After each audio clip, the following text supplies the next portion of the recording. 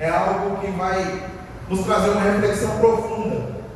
Não é somente nós respondermos que sim ou que não, mas é algo que exige de nós uma prática de vida. E é isso que o Senhor quer nos mostrar nessa noite. Crer significa acreditar. E parece muito fácil, né? Quando nós perguntamos se todos nós aqui que conhecemos a palavra de Deus, cremos em Jesus. A resposta parece ser óbvia. Mas crer em Deus é muito mais do que somente dizer com a nossa boca que nós acreditamos. É viver a crença dele. E é sobre isso que o Senhor quer falar conosco nessa noite. É interessante que o pastor Jorge, aqui no domingo, quando ele pegou a palavra para dar os avisos, ele citou uma palavra de um centurião, que quando Jesus estava entrando em Cafarnaum, esse centurião foi ao encontro dele e falou com ele assim: Senhor, o meu servo está doente.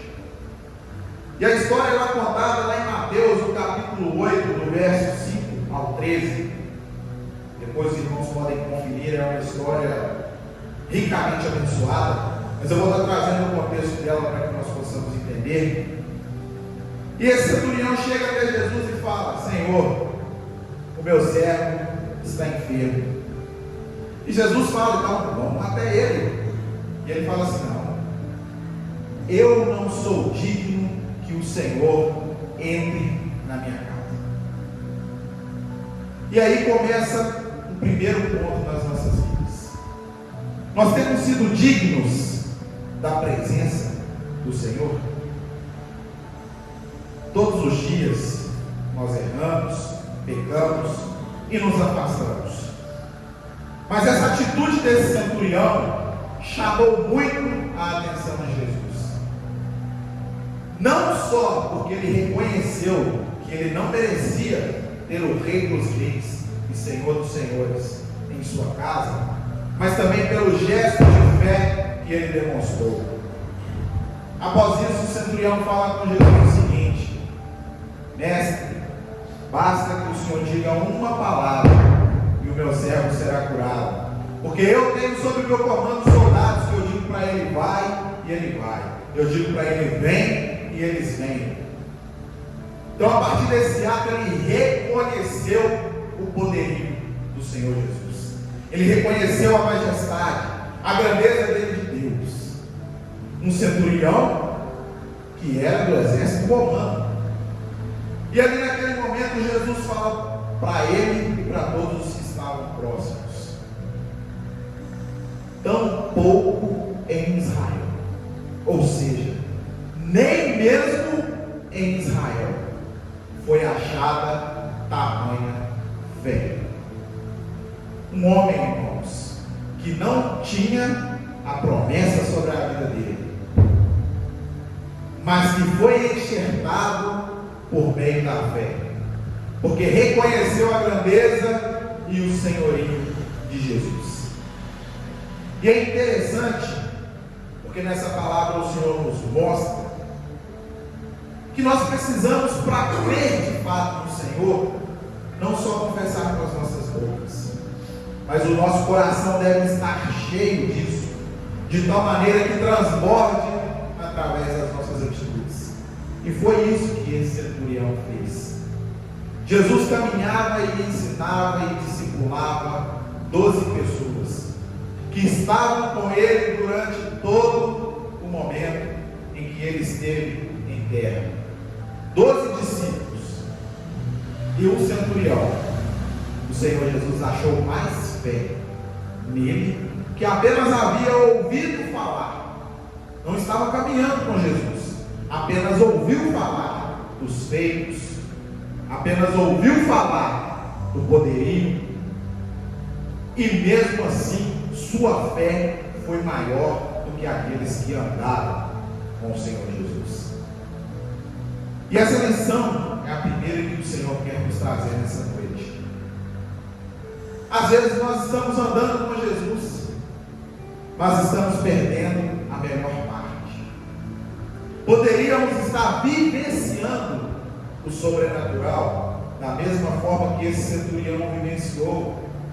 Mas o simples fato de nos acomodarmos em somente estar próximos a Jesus, pelo simples fato de nós somente pensar, não, estou aqui na igreja, perto de Jesus, está bom demais.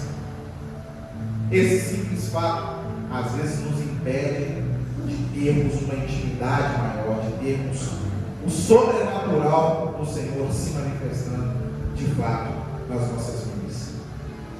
E é interessante porque, para que nós possamos crer inteiramente no Senhor Jesus, nós precisamos conhecê-lo.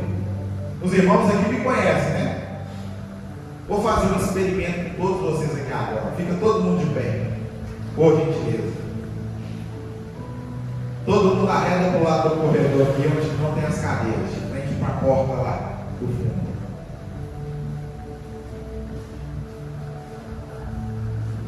Pode ir todo mundo para lá. Vai Diácono também, vai Ramon, vai Dudu, todo mundo. Todo mundo fecha o olho, os olhos.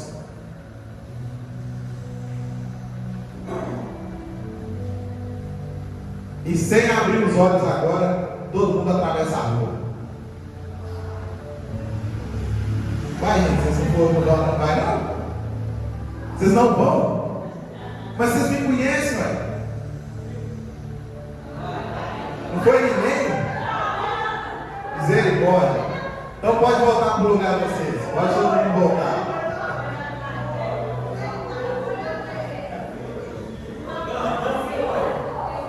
Ramon foi com o olho aberto, mas não valeu. Mas gente, poxa, vocês me conhecem. Vocês acreditam em mim, não acreditam não? Que pastor que eu sou de vocês, sendo que vocês não acreditam em mim. Vocês falaram aí que vocês me conhecem, que vocês creem em mim, ué. Por que eu falei que vocês atravessaram a rua ali sem olhar, com os olhos fechados, e vocês não atravessaram? É mais ou menos para isso que o Senhor nos chama. E é assim que nós cremos nele de verdade. Quando nós conhecemos ao Senhor, independente da situação, independente da circunstância, para nós pode parecer ilógico, irracional, mas quando Ele nos conduz a fazer algo, quando Ele nos coloca em uma direção, vai ser ilógico mesmo, vai ser irracional, mas Ele está no controle. E nós precisamos confiar, não do jeito que vocês confiaram em mim, não, mas é confiar integralmente no agir dele, é confiar inteiramente no que Ele nos diz para fazer. E eu convido os irmãos nesse momento a abrir suas Bíblias em João, no capítulo 14, no versículo 6. João 14, 6.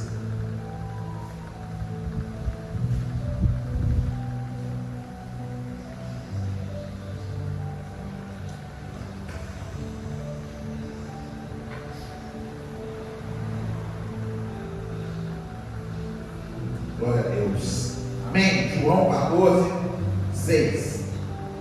Diz assim a palavra do Senhor: assegurou-lhes Jesus: eu sou o caminho, a verdade e a vida.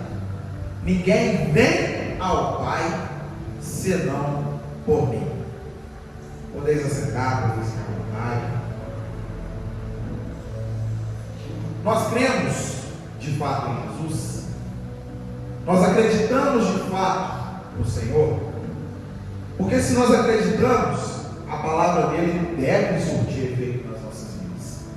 E aqui ele nos diz em João 14, 6: eu sou o caminho, eu sou a verdade e eu sou a vida, e ninguém vem ao Pai.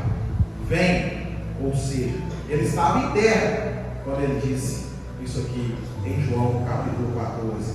Ele estava aqui no mundo, mas ele disse que ninguém vem ao Pai. Isso por quê? Porque ele também diz na palavra que ele está no Pai, como o Pai também está nele. Então ninguém vem ao Pai senão por mim. E eu vou abrir um parênteses aqui nesse momento, porque eu não sei se os irmãos viram uma discussão que Está em alta aí na internet uma fala do Papa, que está em exercício, falando que todos os caminhos levam a Deus. Teve alguém que viu isso aqui? Ninguém viu? Ele estava sentado numa roda, isso aconteceu na semana passada, com líderes religiosos de diversas religiões. Tinha lá religiões muçulmanas, árabes, africanas, e ele disse isso lá, que todos os caminhos levam a Deus. E eu pergunto para você nessa noite, isso é verdade? De acordo com a palavra de Deus, de acordo com Jesus que nós cremos, foi isso que ele nos ensinou, que todos os caminhos levam a Deus, que todas as religiões levam a Deus? Jesus aqui falou que o cristianismo leva a Deus, o candomblé leva a Deus. O que Jesus falou aqui? Que Ele é o caminho. E é interessante, por que Jesus diz que Ele é o caminho? O que é o caminho? Os irmãos conseguem definir com palavras aí o que seria um caminho?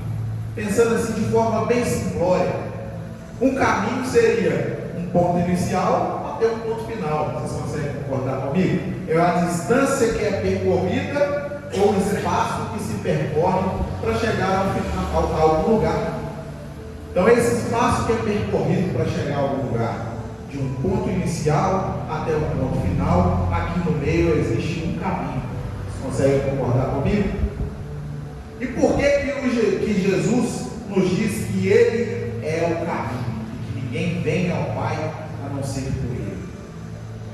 Porque somente através do sacrifício de Jesus é que nós temos acesso a Deus. A palavra do Senhor nos diz que todos pecaram e destituídos foram da glória de Deus. Nós só temos acesso hoje ao Pai por meio do sacrifício que Jesus realizou por cada um de nós. E por isso, Ele é o caminho que nos leva ao Pai. E para que nós possamos andar nesse caminho, nós precisamos estar de acordo com os requisitos necessários. Vou dar um exemplo. Você vai fazer uma viagem aí numa estrada de terra, terreno bem acidentado, cheio de lama. Você vai entrar lá com o Fiat Uno, não é dar o exemplo do Fiat Uno, mas o Fiat Uno é bravo. Entra em qualquer terreno, anda em qualquer lugar. Mas você pegar aí, por exemplo, um carro baixo que não tem uma tração, um chevetinho. Igual? Um Ford Ka. Pega um Ford Ka para ir num terreno acidentado, em barro lá tem 2 palmos de altura. Você vai conseguir chegar no destino? Vamos supor que você tem que andar 2 quilômetros numa estrada de barro, com 2 palmos de barro lá. Vai conseguir chegar? Vai. Agora se você tiver uma caminhonete 4x4, chega, liga a tração dela lá, acelera, ela vai embora. Você está com um carro adequado, andando na estrada, que é adequada para esse tipo de veículo. Agora, põe a tração 4x4 e tenta andar aqui nesse asfalto. Alguém já tentou fazer esse teste? Os homens aí que dirigem, as mulheres que dirigem. Eu já fiz. O motor do carro parece que vai explodir. Tanto que dá aceleração assim, ele fica forçando, parece que o motor vai arrancar do carro. Por quê? Não é um ambiente propício para usar aquela tecnologia que o carro funciona. Então, para cada caminho existe uma forma adequada de se andar. E para nós não patinarmos na estrada de barro e tampouco explodir o motor no asfalto, igual os exemplos que eu dei aqui, é que Jesus, Ele nos mostra o fiel cumprimento para que nós tenhamos acesso ao Pai. Jesus aqui na terra, Ele disse que Ele veio fazer a vontade dEle, né? Ele veio para reinar aqui, Ele veio para libertar o povo do Império Romano, Ele veio para trazer a espada, a guerra mesmo, ele guerreou com Roma e libertou o povo. Não foi isso que aconteceu? Não foi? Não foi isso que aconteceu? Lógico que não foi. Jesus falou que ele não veio fazer a sua vontade, mas veio fazer a vontade do Pai que o enviou. Muitos esperavam que sim, que Jesus fosse um líder militar para libertar Israel da opressão romana na época, mas não, ele veio para nos libertar espiritualmente das correntes e do jugo que nos prendiam, daquilo que nos afastava de Deus, e através disso mostrar para cada um de nós como fazer para nos achegarmos novamente a Deus. Por isso Jesus é o caminho. Ele nos mostrou exatamente a forma com que nós devemos caminhar. Ele é o nosso exemplo perfeito de como devemos conduzir a nossa vida para nos achegarmos a Deus. Quando nós lemos os evangelhos e nos atentamos aos feitos de Jesus, eu por diversas vezes eu fico maravilhado toda vez que eu me deparo com os feitos de Jesus, por mais simples que pareçam, eu fico maravilhado, porque em tudo aqui na palavra do Senhor, a sua forma de vida e conduta traz para nós um grande exemplo para as nossas vidas e também para a nossa cultura. E é por isso que Jesus, ele é o caminho, porque por intermédio dele, por intermédio do exemplo dele, nós temos um ponto de partida e teremos garantido também o ponto de chegada. Por isso, o Senhor Jesus, ele é o caminho. E no texto de João 14 nos diz ainda que Jesus é a verdade. E a verdade, ela tem um conceito bem enfático. Mas pesquisando para trazer essa palavra hoje na igreja, a palavra verdade, ela tem origem na palavra grega aletheia, que significa o não oculto, não escondido e não dissimulado. Ou seja, a palavra grega que deu origem à palavra verdade, ela tem como significado o não oculto. E o Senhor Jesus, ele se revelou a todos, aqueles que creram e também aos que não creram. Quando nós olhamos a palavra do Senhor, até mesmo na história secular também, Jesus, ele é reconhecido. Não é à toa que nós temos um marco temporal nas nossas vidas. O tempo era contado de uma forma antes de Cristo, e hoje nós contamos o tempo de outra forma depois de Cristo. Então o mundo reconhece o marco que teve Jesus Cristo em terra, o marco que Jesus realizou não só nas vidas daqueles que creem, mas também daqueles que não creem, porque foi um marco temporal, e ele se revelou a toda a humanidade.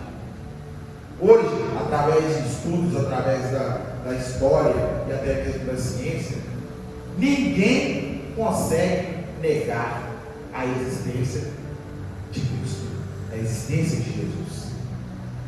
Os irmãos podem procurar na história secular, que lá está relatado também a vida de Jesus, porque ele não ficou oculto a ninguém, e por isso ele é a verdade. Jesus se revelou a todos. E a palavra também nos diz em João 14,6 que Jesus, ele é a... Vocês estão aí? Em João 14 diz, nós falamos que ele é o caminho, a verdade, e ele é a vida. E por que Jesus é a vida? Por que Jesus é a vida? Somente por intermédio dele temos acesso à vida eterna. E somente por intermédio dele, a morte física não interessa mais. Porque nós sabemos que, crendo nele, isso tudo aqui vai passar. E o que importa é o que ele tem reservado para nós, que é a vida eterna. Lá em João, no capítulo 11, versículo 25, ele diz: eu sou a ressurreição e a vida. Aquele que crê em mim, mesmo que morra, viverá. Loucura isso aqui, né, irmãos? Uma pessoa que é 100% literal, pega essa passagem e vai falar assim: mas como assim? Como que o cara vai morrer e vai continuar vivo? Quem crê em mim, você morre, mas você vai viver. Como? Isso é lógico, humanamente falando? Mas nós conseguimos discernir e entender esse texto somente de forma espiritual. Porque nós sabemos que a nossa vida terrena aqui, ela vai ter um fim. E a nossa expectativa não deve estar nas coisas desse mundo. A nossa expectativa deve estar nas coisas que o Senhor tem reservado para nós. Conforme nós falamos aqui domingo, pensar nas coisas do alto. Eu sou a ressurreição e a vida. E por intermédio da nossa fé, por intermédio da nossa crença nele, ainda que venhamos morrer, nós viveremos. Essa é uma promessa que temos sobre as nossas vidas. Mas tem um condicional. Os irmãos viram aí o condicional? Isso é para todos? Todo mundo que morrer vai viver. É isso que está falando aqui. Esse condicional coloca em nós uma obrigação.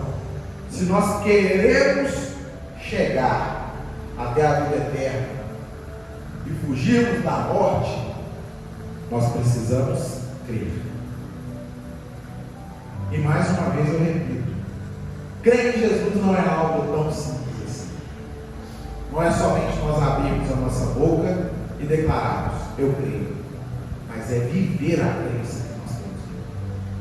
Assim como ele viveu aqui em terra, fazendo a todo momento a vontade do Pai, sendo o exemplo de conduta e de vida, sendo o caminho para nos levar até o Pai.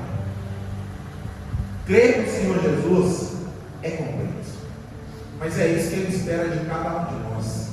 Uma crença viva, uma crença eficaz, e não somente uma crença da boca para fora. Quando cremos em Jesus de fato, nós guardamos os seus mandamentos, guardamos os seus ensinamentos, andamos seguindo o seu exemplo e negando a nós mesmos, cumprindo a vontade de Deus. A palavra do Senhor ainda nos diz, né? Aquele que quiser vir após mim. Por que aquele que quiser vir após mim? Para qual finalidade o Senhor chamou cada um de nós aqui? Qual foi a ordenança que Ele deixou para cada um de nós? O pastor Jorge gosta muito de falar sobre isso. Ide. Ide. Ide por todo mundo e pregai o Evangelho a toda criatura. Ide. É uma ordem. É uma determinação. E por que isso está aliado aqui ao negue-se a si mesmo? Quem quer vir após ao Senhor é para cumprir a ordenança que o próprio Deus colocou sobre ele de se revelar através de Jesus. E hoje essa missão é nossa também, de através das nossas vidas nós revelarmos o senhorio dele, de através do nosso modo de viver, de falar e de agir, nós revelarmos o Deus o qual nós servimos, nós revelarmos o Deus que é o Senhor das nossas vidas. Por isso, se nós quisermos ir e pregar ao mundo, pregar o Evangelho a todo mundo, nós precisamos negar a nós mesmos. E negar a nós é fácil? Eu acho que a renúncia é uma das coisas mais difíceis do ser humano. Mais difícil. Tenho certeza que todos aqui já precisaram renunciar a alguma coisa. Vocês conseguem se imaginando renunciando tudo? Mas é exatamente isso que o Senhor Ele quer de cada um de nós. Que ainda conforme os ensinamentos que Ele nos deixou em Sua palavra, aquele que ama mais a seu pai, a sua mãe, aos seus filhos do que a mim, não é digno de mim. E onde nós temos depositado a nossa confiança? Onde nós temos depositado a nossa força, a nossa razão de viver? Se nós cremos em Jesus, nós agimos, vivemos e fazemos conforme Ele nos instrui a fazer. E para isso, nós precisamos renunciar primeiramente o nosso eu. Negue-se a si mesmo. O camarada passa no trânsito ali, te fecha, primeira coisa que dá vontade de fazer: negue-se a si mesmo. Eu tenho até um caso interessante em relação a isso. Eu voltando no dia da faculdade, o camarada me fechou, falei nada, fiquei na minha, e logo em seguida ele ficou na minha frente, travando o trânsito, veio um outro na praça, e esse cara tentou passar e não tinha passagem nem para ele nem para mim. Só que ele não viu que tinha um outro carro na minha frente. Na hora que ele conseguiu parear com o meu carro, ele abaixou o vidro e ele veio para me xingar com tudo. Eu não tinha culpa de nada, mas eu percebi que ele tinha ficado eufórico. Eu virei para ele e falei assim: ô meu irmão, me perdoa. Ele bugou a mente, bugou o cérebro. Ele: não, a culpa não é sua não, é que retardado que estava na frente ali. Mas ele veio para me xingar. Mas pela minha reação, que eu tenho certeza que não foi uma carnal, porque se fosse, eu tinha jogado tênis dele do lado de fora. Pela minha reação, ele ficou sem saber o que ele fazia. O carro andando do meu lado assim, em plena avenida João César de Oliveira, ele travou.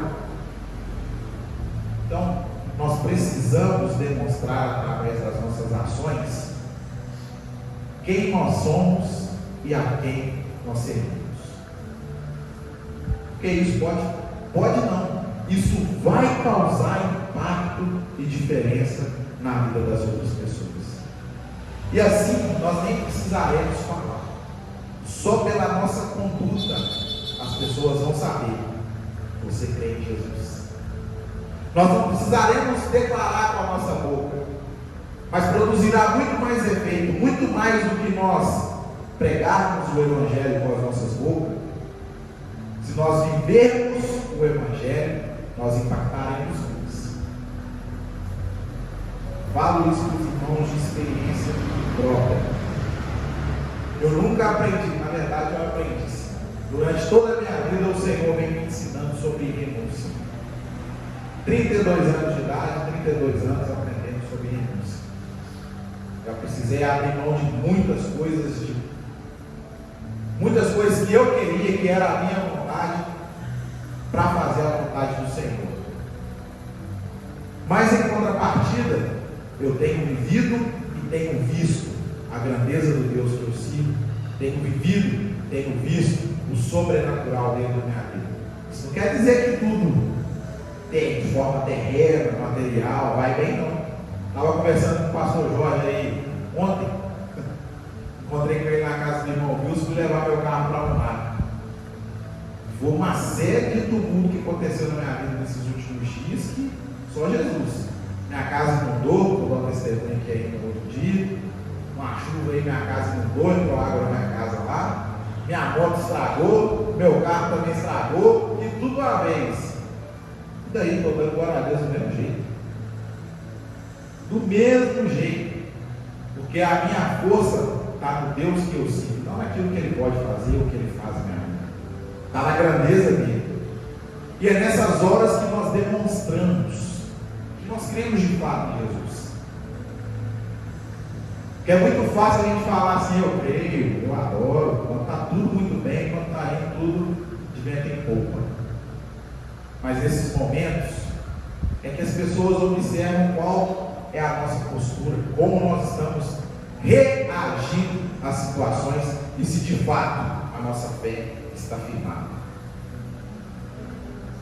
E seguindo aqui lá em Atos, no capítulo 16, no verso 31, diz o seguinte: eles prontamente lhe afirmaram: crê no Senhor Jesus e assim serás salvo, tu e os de tua casa.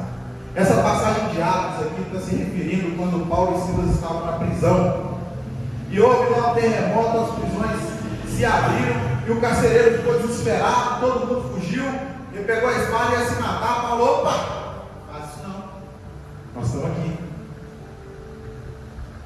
A atitude de Paulo e Silas. Fosse qualquer um de nós aqui tivesse preso lá, Deus mandou um terremoto, abriu a prisão, vou cair na braquiada. Você está doido? Deus já fez esse milagre, eu vou ficar aqui? Quem ficaria lá? Vou contar a história. Eu ia sair quebrando, não ia ficar lá também não. Paulo e Silas ficaram. E por causa da conduta deles, de fato, esse carcereiro e a casa dele foram salvas. Paulo e Silas ministraram a palavra sobre ele. Naquela mesma noite, ele foi batizado, sua casa foi batizada, e Paulo e Silas ainda comeram um jantar na casa dele. Olha o exemplo de conduta e vida de quem de fato crê em Jesus. E eles não falaram simplesmente. A atitude de Paulo e Silas demonstraram a crença, a confiança que eles tinham em Jesus. E foi por isso que esse carcereiro foi tocado. E foi por isso que a palavra diz: crê no Senhor Jesus e vai ser salvo, tu também para casa. Nós não fugimos porque a nossa confiança está nele, a gente não precisa fugir não. Foi ele que abriu as portas aqui para nós, foi por intermédio do poder dele. Mas para nós, a gente ficar preso ou solto, nós cremos, independente da circunstância. E imagina esse efeito na vida das pessoas que nos conhecem no íntimo. Imagina esse efeito na nossa família. Porque esse efeito alcançou a família do carcereiro justamente porque através da vida de Paulo e Silas ele foi alcançado. E pela mudança que foi gerada na vida dele, que foi imediata, a família dele foi alcançada. Crê no Senhor Jesus e assim será salvo tu e a tua casa. Às vezes nós batalhamos, né? Tentar buscar alguém da nossa família, para que as pessoas de fato se convertam, para que venham buscar o Senhor. Mas a nossa atitude, o nosso posicionamento, a demonstração da nossa crença, não com palavras, mas com ações, é o que vai trazer a nossa família para a vontade do Senhor. Tem um grande exemplo aqui na igreja que acompanhamos de perto aí. No início vinham para a igreja de Diaconisa Aparecida e o Eduardo. Por um bom tempo, e eram só os dois. Hoje em dia, a casa toda está aqui conosco. Isso porque exemplo de conduta e vida. Demonstrar não só com palavras, mas com atitudes que de fato creem no Senhor. E não é fácil, irmãos, nós demonstrarmos isso. Porque crer em Jesus denota em nós uma mudança de vida. Precisa que em nós haja mudança. E quem gosta de mudar? Eu detesto que muda minhas coisas de lugar.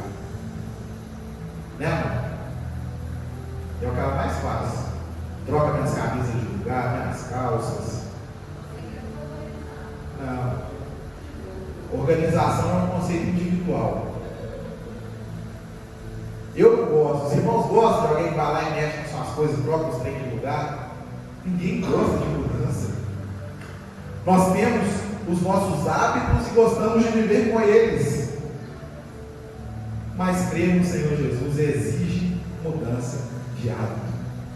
Exige mudança de vida. E por isso eu pergunto mais uma vez para os irmãos: vocês creem em Jesus?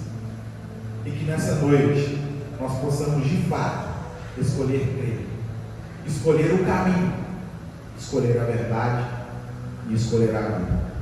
Amém? Eu agradeço a oportunidade no nome de Jesus e que o Espírito Santo continue a falar nos nossos corações nessa noite, a ministrar aquilo que Ele já começou através dessa